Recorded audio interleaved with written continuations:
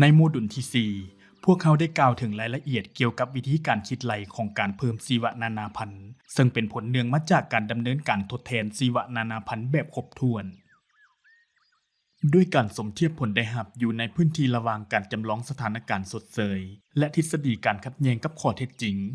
พวกเขาสามารถคาดคะเนขนาดของการเพิ่มชีวนานาพันธุ์ที่เป็นไปได้ซึ่งเป็นผลเนื่องมาจากการทดแทนชีวนานาพันธุ์แบบครบถ้วนแต่ว่าก็ยังคงมีบรรดาปัจจัยอื่นๆที่พวกเขาต้องให้การพิจารณา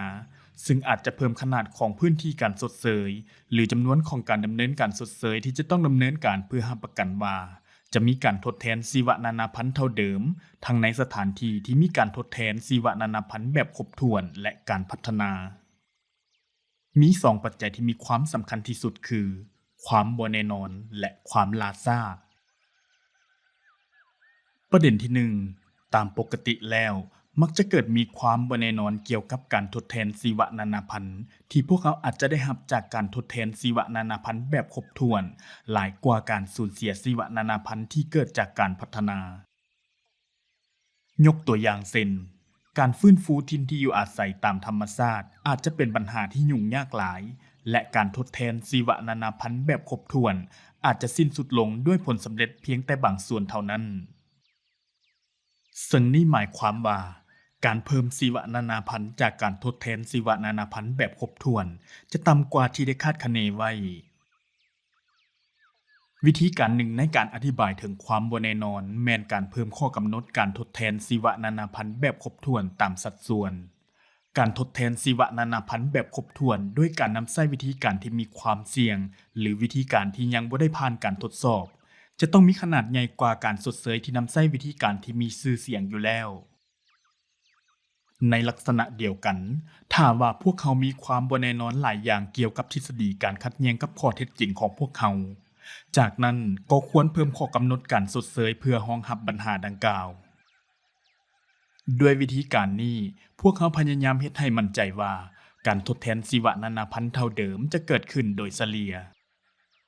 ประเด็นที่ 2ซึ่งแตกต่างจากการสูญเสียชีวนานาพันธุ์ซึ่งมักจะเกิดขึ้นทันทีเมื่อมีการพัฒนา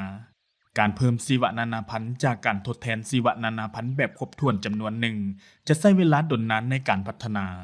ความแตกต่างระหว่างช่วงระยะเวลาที่มีการสูญเสียชีวนานาพันธุ์และช่วงระยะเวลาที่มีการเพิ่มชีวนานาพันธุ์แม่นเอิ้นว่าความล่าช้าสำหรับการสดเสยบางอย่างความล่าช้าเหล่านี้อาจจะดนนานหลาย10ปีหรือหลายศตวรรษก็เป็นไปได้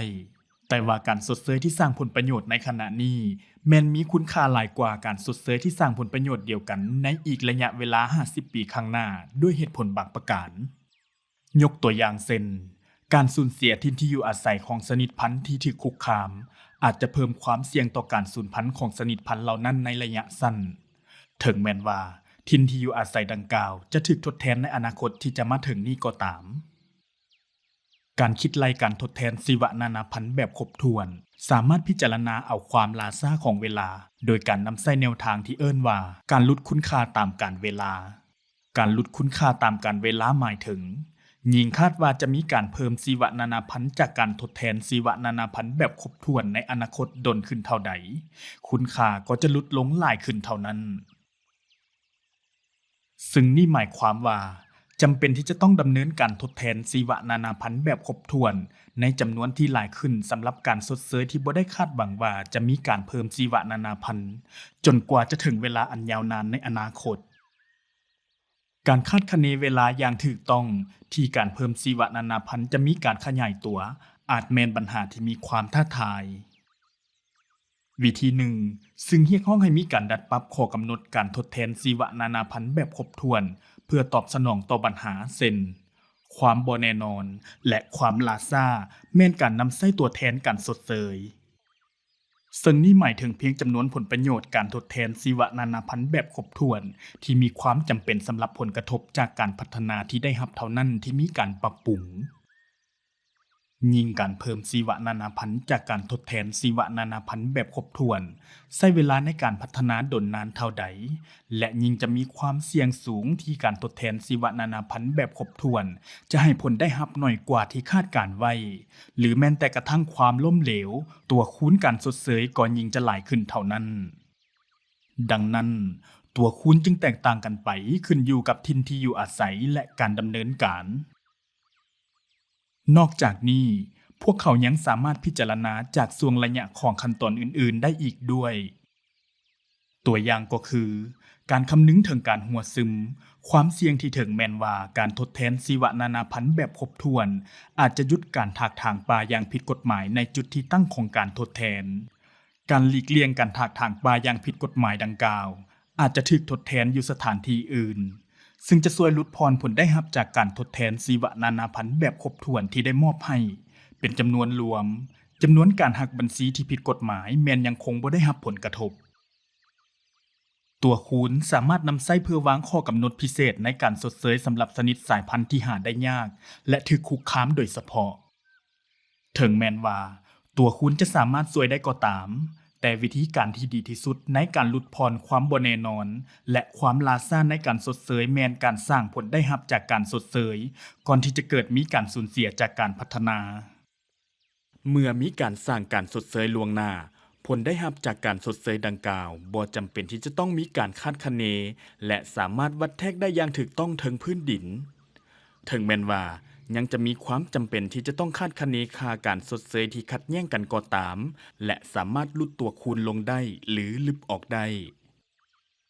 ผู้พัฒนาสามารถสร้างการสดเสยล่วงหน้าได้ด้วยตัวเองหรือซื้อจากผู้อื่นที่เคยสร้างผลได้รับโดยผ่านธนาคารการสดเสยก่อนหน้านี้ธนาคารการสดเสยมีเจ้าของที่ดินหลายๆที่นำใช้ที่ดินบางส่วนเพื่อพัฒนาเครดิตชีวนานาพันธุ์ซึ่งผู้พัฒนาสามารถซื้อได้ถึงอย่างใดก็ตามการซอกหาสินเชื่อที่ใกล้เคียงเพียงพอและมีชีวนานาพันธุ์ประเภทเดียวกันเป็นวัตถุจากธนาคารสดเสยอาจจะเป็นปัญหาที่ยุ่งยากความเสี่ยงอีกอย่างหนึ่งแมน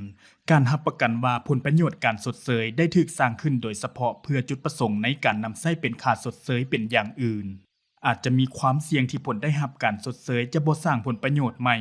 หรือเพิ่มเติมด้านชีวนานาพันธุ์เมื่อสมเทียบกับสิ่งใดก็ตามที่จะเกิดขึ้นต่อไป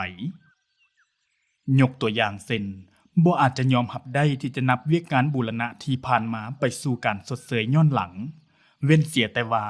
การบูรณะจะสร้างขึ้นโดยเฉพาะเพื่อสร้างเครดิตการสดเสยและลงทะเบียนไว้ในขณะนั้นดังที่พวกเขาเห็นในวิดีโอที่4การรับประกันว่าผลประโยชน์การสดเสยดังกล่าวเพิ่มเติมอย่างแท้จริงแม่นหัวใจสำคัญในการบ่สูญเสียสุทธิดังนั้นสรุปแล้วเมื่อออกแบบหรือการประเมินการสดเสยจะต้องให้ความใส่ใจอย่างระมัดระวังเพื่อลดพรทั้งความบ่แน่นอนที่ว่าผลประโยชน์หรือผลที่จะเกิดขึ้นจริงหรือลดพรความล่าช้าระหว่างการสูญเสียจากผลกระทบและผลได้รับจากการดำเนินการสดเสยเมื่อบรรดาปัจจัยเหล่านี้ลดลงหลายที่สุดเท่าที่จะเป็นไปได้ตัวคูณที่เหมาะสมซึ่งเพิ่มจำนวนการดำเนินการสดเสยที่ต้องการสามารถช่วยในการจัดการกับความบ่แน่นอนและการทวงดึงเวลาที่ยังเหลืออยู่วิดีโอถัดไปจะพิจารณาถึงกฎระเบียบการสดเสยและวิธีการนำใช้กฎระเบียบดังกล่าวนั้นเพื่อช่วยให้รับประกันว่าผลได้รับสุทธิของการสูญเสียและผลได้รับแม่นสอดคล้องกับความคาดหวังของสังคม